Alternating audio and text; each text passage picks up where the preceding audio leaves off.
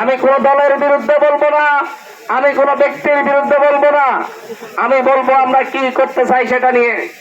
আমি বলবো এই হাতিয়ার মানুষজন, এই বুড়িচ্ছরের মানুষজন, কে কোন দল করেছে, কে আওয়ামী লীগ করেছে, কে বিএনপি করেছে, কে জামাত করেছে, কে এনসিপি করেছে, সেটা আমার কাছে ম্যাটার করে না।